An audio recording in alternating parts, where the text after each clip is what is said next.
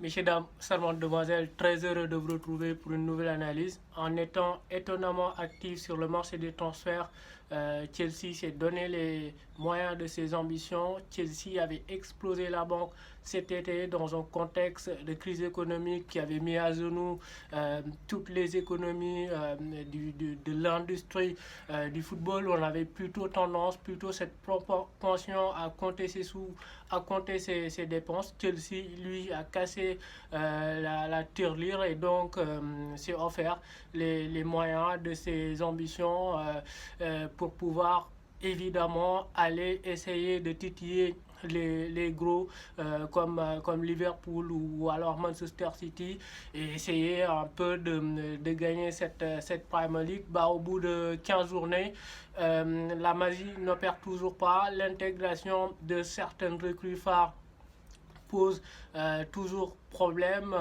la mayonnaise prend toujours pas, les couacs contre les gros exaspèrent et les perspectives s'assombrissent de plus en plus.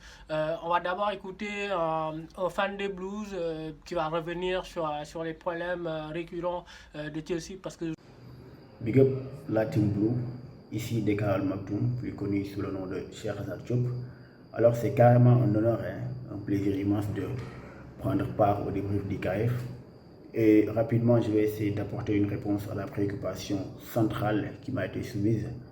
Pourquoi Chelsea Football Club peine à s'imposer face aux membres du Big Six de la Premier League? Je pense que l'origine de ce problème est d'abord collective avant d'être individuelle. Collectif parce que booy seetaan Chelsea li ngeen njëkk a remarqué mooy seen jeu dafa yeex transmission bi elle se fait de façon très lente. Joueurs yi dangay gis pour effectuer une simple passe dañuy def 3 4 ba 5 touches te conséquence bi mooy après jeu bi day prévisible. Donc booy jouer ak benn équipe comme Tottenham nga xam ne Mourinho il ferme tous les espaces derrière. Si tu viens avec un jeu prévisible pour me surprendre ko il y a pas de chance. Donc day amoindrir ses chances pour créer occasion souvent ay demi occasion ngay am te ay centre mbëkk lay doon parce que seule option bi mu lay bàyyil après mooy nga jaar ci côté yi parce que entre jeu bi moom mënoo fa jaar avec un jeu aussi prévisible que ça. Donc Frank Lampard il a intérêt à régler ça, jéem a exhorter ses joueurs à ce que ñuy gaaw a bàyyi bal bi mais aussi mu trouver ay solution pour entre jeu bi parce que on a l'impression que c'est un secteur en panne d'inspiration. C'est un secteur en manque de créativité, donc il doit régler ce problème. Sur le plan des individualités, li ñu mën a reprocher joueurs yi mooy manque d'efficacité parce que quand vous êtes une équipe qui joue avec une certaine lenteur, une équipe qui affiche un jeu prévisible, déjà doo créer occasion yu bëri. Donc si en plus de ça tu te permets de les manquer, après il va falloir se contenter d'un match nul bu fekkee sax après ci ginnaaw du la surprendre. Voilà, en gros, c'était ça. Je vais laisser au grand maître IKF le soin de vous étayer tout ça. Peace, up the Chelsea. Merci beaucoup à Cheikh Ahmed Tidiane Diop pour cette brillante analyse. Et Chelsea, ces derniers temps, on ne peut pas dire qu'ils respirent la grande forme et qu'ils sont sur une pente ascendante. La spirale est plutôt négative. Il reste sur 3 défaites sur les 4 dernières journées. 3 défaites à l'extérieur face à Everton, face à Wolverhampton et dernièrement face à Arsenal. Chelsea face au top 9 de ce championnat. En tout cas, jusqu'au moment où on se parle, parce qu'ils vont jouer Aston Villa tout à l'heure, au moment où on enregistre la vidéo, quelques heures après, Chelsea va jouer Aston Villa. La formulation est catastrophique, vous allez me le pardonner. Mais Chelsea face au top 9, c'est aucune victoire cette saison. C'est 6 matchs et c'est 3 défaites, 3 matchs nuls, aucune victoire face aux équipes qui composent le top 9 du championnat cette saison. Toutes les victoires, elles ont été acquises face aux équipes de la seconde moitié de tableau, face à Newcastle, Crystal Palace, Burnley, Brighton, etc. Mais face aux équipes de première partie de tableau, ça piétine et ça marche vraiment pas. Ils ont vraiment du mal face à ces équipes-là et face aux grosses cylindres, c'est-à-dire les grosses équipes historique, ils ont encore beaucoup plus de mal. C'est deux défaites et de deux matchs nuls. Ils ont perdu face à Liverpool, ils ont fait match nul face à Tottenham, ils ont fait match nul face à Manchester United et encore face à Manchester United. S'il n'y a pas un Edouard Mendy époustouflant, impérial, sur les tirs de Rashford, t'encaisses des buts et tu repars pas avec un point dans la besace, mais plutôt 0 point dans la besace. Contre Arsenal dernièrement, et c'est la défaite la plus exaspérante, c'est la défaite la plus irritante. Moi, je vois la compo de départ d'Arsenal, je me dis, non mais Chelsea va leur marcher dessus. C'est inéluctable, ça va faire une victoire, une grosse bouchée, et Arteta va prendre ses valises et on va l'envoyer. Arteta, il arrive avec une équipe mais très étonnante qui fourmille de jeunesse, les Emile Smith-Rowe, les Martinelli, avec une défense Pablo Mari et Holding. C'était assez risible quand on regardait un peu la compo de départ et qu'on voyait particulièrement cette charnière centrale, Pablo Mari et Holding. Arsenal, on rappelle qu'ils avaient pris plus de cartons rouges que de points sur les 7 derniers matchs qui avaient précédé le match face à Chelsea. Ils restaient sur 4 défaites sur les 5 derniers matchs qui ont précédé le match face à Chelsea. C'était une équipe complètement à la peine, c'était une équipe moribonde qui mettait. Ils étaient vraiment horribles dans ce match-là. Maintenant, comment expliquer ces couacs répétitifs face au gros et le fait que Chelsea manque de consistance, manque de mordant et de piquant dans ces gros rendez-vous. L'explication, la première est très simple et très évidente. On a pointé en premier lieu le changement de politique de recrutement. Enfin, est-ce qu'on peut même l'appeler changement de politique parce qu'ils ont été contraints à faire confiance à la formation aux jeunes la saison dernière, mais quoi qu'il en soit, cette saison, il y a eu une nouvelle orientation, un nouveau paradigme qui a été enclenché, c'est-à-dire qu'on a acheté énormément de joueurs qui viennent d'horizons différents, de pays différents, de cultures footballistiques différentes, et que naturellement, ils ont besoin de temps, ils ont besoin de jouer ensemble, de s'aguerrir et de développer certaines affinités, certaines automatismes, et ça évidemment que ça prend du temps, et on se rend compte qu'en ce moment il n'y a toujours pas le contexte propice, le cadre propice pour que les joueurs puissent développer des affinités. Il y a certains recrues phares qui peinent à s'intégrer, à s'adapter convenablement dans cet effectif. Ils peinent vraiment à se fondre dans le moule Chelsea. On pense évidemment à Kai Havertz, 80 millions d'euros, mais qui a énormément de mal à s'adapter. Après, ça reste un très jeune joueur qui évidemment qui a énormément de talent, il n'y a aucun doute là-dessus, mais c'est jamais évident quand tu viens d'un autre pays, quand tu ne parles pas la langue anglaise, et de venir et de s'adapter de façon express. Tout le monde n'est pas Bruno Fernandes.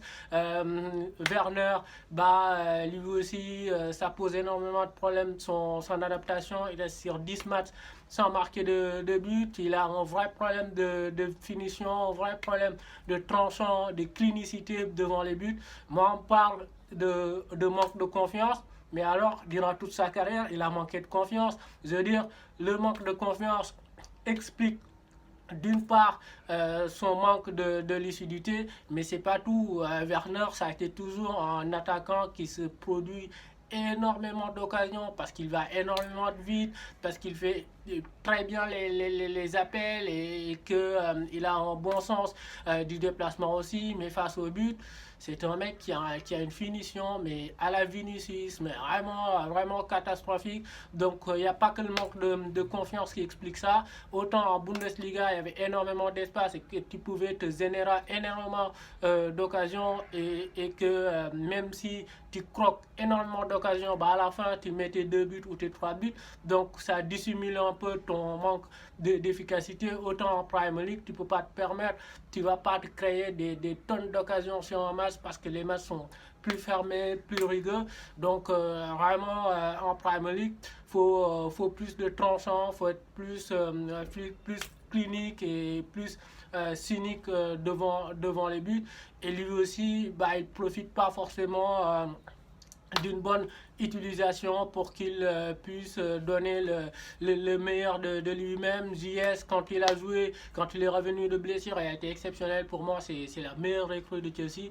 Mais le problème, c'est qu'il ne joue pas trop et qu'il est souvent blessé et qu'on ne peut pas tout le temps compter sur ses services. Bah, l'autre problème, c'est évidemment sur le plan du coaching. Je pense que Lampard, il ne crée pas les conditions favorables pour permettre l'éclosion des talents de ses joueurs et de ses meilleurs recrues. Il ne crée pas le cadre nécessaire pour que ces joueurs puissent s'épanouir, pour que le développement des automatismes, des affinités puisse se créer et puisse se perpétrer. Aujourd'hui, on est à 15e journée, 16e journée. On ne connaît toujours pas c'est quoi l'équipe type de Chelsea. Je veux dire, l'équipe type de Liverpool, je peux vous la faire tout de suite, quoi. En attaque, on aura tout le temps Mané, Salah, Firmino. Au milieu de terrain, même malgré les blessures, on sait qui va jouer. On sait qu'on aura Jones, Anderson et Wijnaldum. Sur les côtés, on aura Trent Alexander-Arnold, Robertson. Vous allez à Tottenham, c'est la même chose. Je veux dire, Mourinho, au moment de coucher des noms sur sa feuille de match, bah, il a 8 noms très certains. Il va les mettre, c'est sûr et certain. Il ne va pas cogiter longtemps, gamberger longtemps. Il ne va pas avoir des mots de tête à choisir les noms qu'il va coucher sur la feuille de match. Vous allez à Leicester, bah, c'est la même chose. Vous allez à Chelsea, bah, on peine encore et encore à trouver des associations, des complémentarités, parce qu'une équipe de football, c'est comme ça. Tu crées des associations, des complémentarités en fonction des profils, en fonction des compétences, des aptitudes des joueurs. Tu essaies de voir quels sont les profils qui vont ensemble. Si je mets un mec qui est capable de prendre la profondeur, il faut que je mette avec lui un mec qui est capable de décrocher entre les lignes pour attirer la pression sur lui et que indéniablement de l'espace puisse se créer dans son dos pour que le mec qui a cette propension à prendre la profondeur puisse s'engouffrer dans la bresse. Si je mets un latéral contre-attaquant très bien, qui attaque très bien l'espace, il faut que je mette un attaquant qui sait très bien, parfaitement jouer dans les demi-espaces et qui sait très bien se démarquer, se placer pour pouvoir être à la réception des centres ou pour pouvoir combiner à deux de façon très proche pour avoir cette proximité. Bah, à Chelsea, moi je vois toujours pas un tandem, un trident, voilà, des affinités qui se développent. Tu vas à Tottenham par exemple, il y a un carré défensif. Højbjerg et Sissoko d'ailleurs et Alderweireld, ils s'entendent à merveille et ça permet à Tottenham de défendre excellemment bien. Tu vas à Liverpool, Mané, il connaît très bien son Robertson, hein. Robertson, il connaît très bien son Mané, c'est-à-dire quand il centre, il n'a même pas besoin de tout le temps lever la tête. Il sait que Mané, il va être là, en ce moment-là, il va mettre le ballon dans cette zone-là. Mané, il n'a même pas besoin d'être là à attendre que Robertson parte pour que lui, il fasse sa course et pour aller se placer. Il sait très bien où Robertson va mettre le ballon. Il sait très bien le dosage qu'il va mettre, l'effet qu'il va mettre au ballon. Bah, à Chelsea, je ne suis pas sûr que Reece James, il connaisse très bien son ailier parce que souvent ça change et c'est jamais le même ailier à droite. Je ne suis pas sûr que Chilwell, il connaisse très bien son Werner parce qu'évidemment tout le temps ça change et il faudrait un peu plus de stabilité, il faudrait un peu plus fidéliser les joueurs et créer des associations pour que les complémentarités puissent se développer un peu plus. Chelsea, on l'a vu, ils ont une énorme antipathie, énorme impuissance face aux équipes très bien organisées. Je ne dis même pas les équipes qui jouent bloc bas parce qu'on peut jouer bloc bas et bien défendre c'est des notions diamétralement opposées, c'est des notions diamétralement distinctes, c'est jamais la même chose. On peut jouer l'auteur du bloc ne détermine jamais la manière de défendre ou l'efficience de la manière de défendre. Et on l'a vu à chaque fois qu'ils se font presser haut, bah, tout de suite ça devient une équipe quelconque. Ils ont énormément de difficultés à ressortir proprement les ballons. On l'a vu face à Arsenal notamment. Edouard Mendy, il balançait des sondelles, mais continuellement.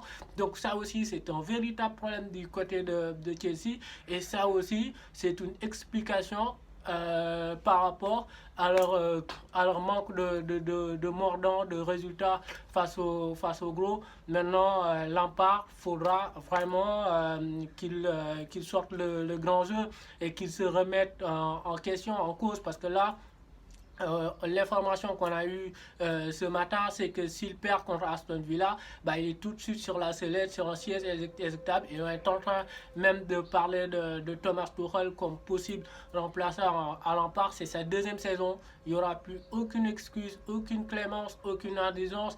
Là, il a tout le matos qu'il faut, il a toutes les ressources qu'il faut pour faire du bon résultat, pour proposer quelque chose de cohérent et de pertinent. Autant, moi, le début de saison de la saison de l'année dernière, j'étais particulièrement bluffé par le niveau de jeu qu'affichait Chelsea.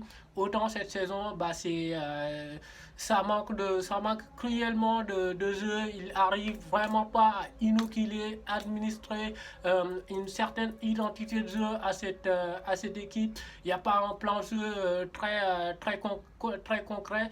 Et sincèrement, on regarde Chelsea, bah, ils ont tout le temps la possession de balle, mais tout le temps, il ne se passe rien du tout. Ils ont du mal à se créer des occasions. Et la possession, c'est simplement une arme.